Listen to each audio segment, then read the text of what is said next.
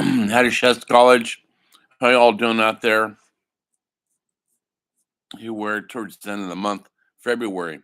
I'm feeling better. I'm not over it.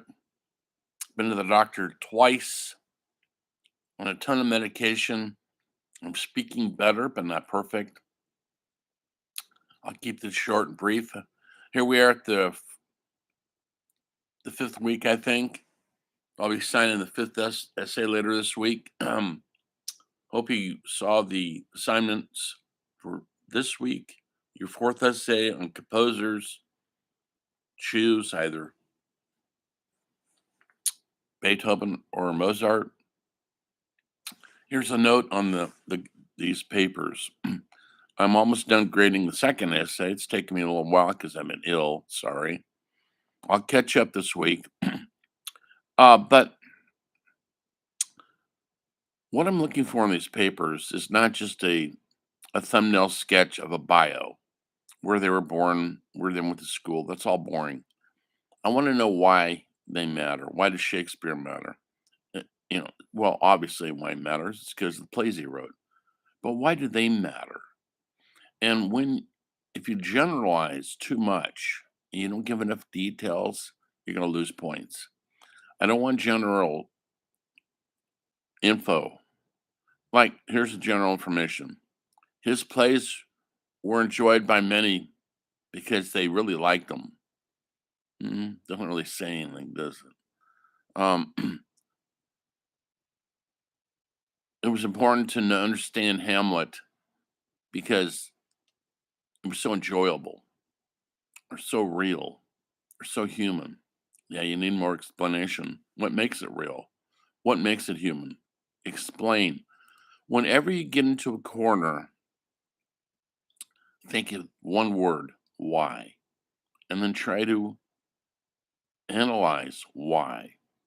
Why was Hamlet so important to the culture? I mean, to the worldwide culture. Why was Beethoven's Fifth Symphony a game changer? Not because it was, or because people liked it, or be people, but why? Dig deep. That's why I sent that documentary on music. I'm gonna post part two. I know, so you can look at how music affects us. How does music operate? Why do we respond to something like Beethoven's Ninth or Mozart's Sonata? Why? Just keep asking yourself. You don't have to have the answer to this, folks. I just want you to live with the question. Why? And it's not because, oh, it's good or people liked it. Mm, it doesn't say anything. I want to know why they liked it. Same with Shakespeare. It's so much on a deeper level than just telling me how many plays he wrote and he was successful and people liked them. Why? Keep asking yourself why. That's the key to these papers. If I see you're thinking it through and analyzing it, you'll do fine. If I see you're not putting any time in on it, you're just doing a thumbnail sketch of info you got off the internet, I'll start knocking points off. Does that help? Also, I want you to be aware of the MLA format, please. Some of you still aren't using it. There's a ton of information in MLA format. Uh, to make it short and sweet, it's 1-inch margins.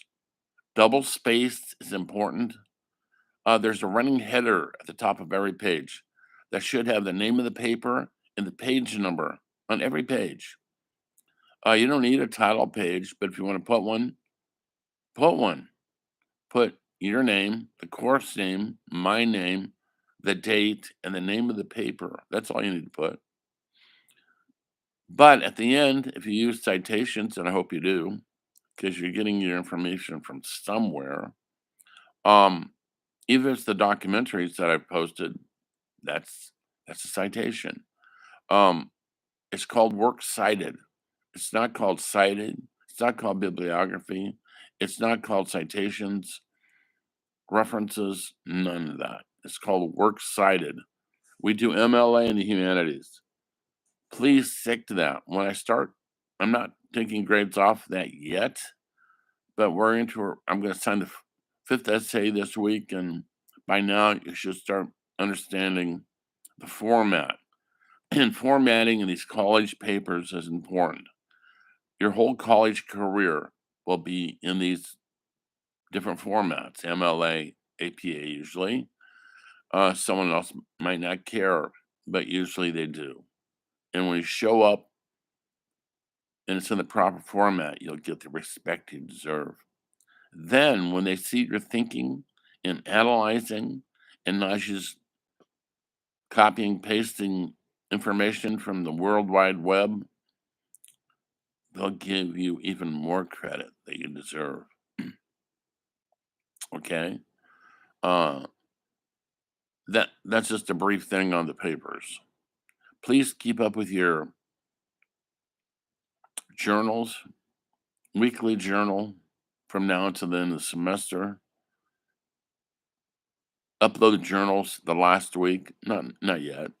Save it in a file, upload them later.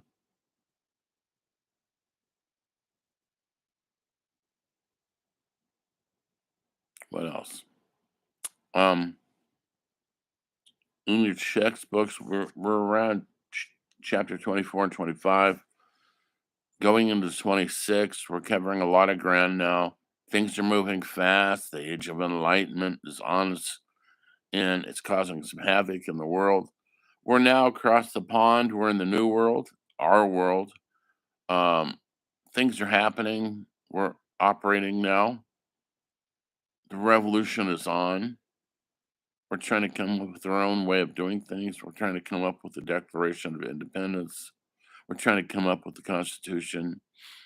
This is all happening right now in America, but not a lot of art is happening. It's too soon for that. So the art, the music, the painters is still European centric. Things are happening.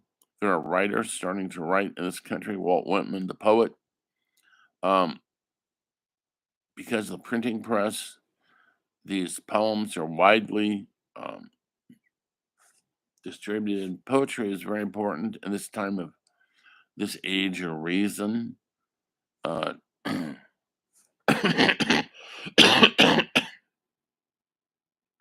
Shakespeare did poetry, sonnets, they called them. But the Greeks did them too, 2,000 years before this. I'm going to do a little section on poetry later on, not yet, when we do literature. And the question you got to ask yourself, why? Why was poetry so important? It's not too important now. People don't really. Do you read poetry? Do you buy poetry? Go to bookstores. There's always a small poetry session. It's usually poets from yesteryear, the romancier. I think over the years, music has kind of taken over poetry. Lyrics in a song could be poetry. Um, and that's sort of where we get our poetry. I mean, look at whoever who writes music you like, whether it's the blues, Robert Johnson, or it's Bob Dylan, or the Beatles, or whomever you like. Is that poetry? Perhaps. Perhaps that's all we need. Many of the rap artists and stuff started in slam poetry. That's what they called it. So poetry is still important. Um, we still have a need for short bursts of literary wordplay, but that's not happening yet. We're in an age and time when it's not modern times, but it's very close.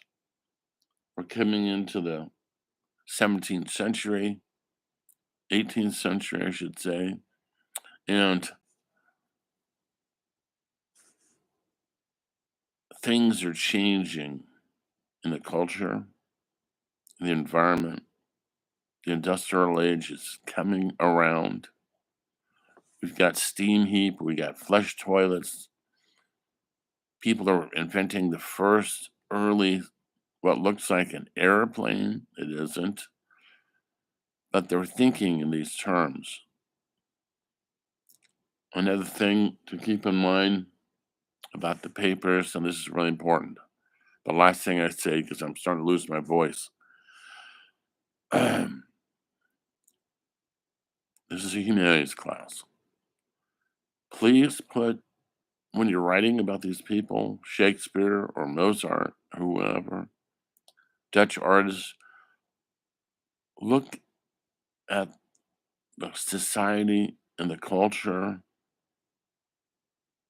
that they lived in. What was going on in their world in 1550, Shakespeare's world? What was going on Mozart's world? Politically, environmentally, artistically, and so put these artists in the context to which they live because they are mirrors to the culture. Simple as that. Shakespeare was holding up a mirror to what he saw in the world. He didn't make it up, although he did, but he didn't make up the context. So put your papers, make sure there's some mention there of what's going on in the culture or the society, whatever you want to call it. If you're writing a paper now, you would talk about global warming, maybe, or the politics in Washington, or the politics in Russia. You'd make mention of why a movie that comes out is reflecting a mirror on us, and that's an important part of the essays. Okay, kids, I'm getting better. Keep the patience on me grading papers. So I'm going as fast as I can, and I'll see you down the road in a couple days, where the story of the humanities and the arts continues.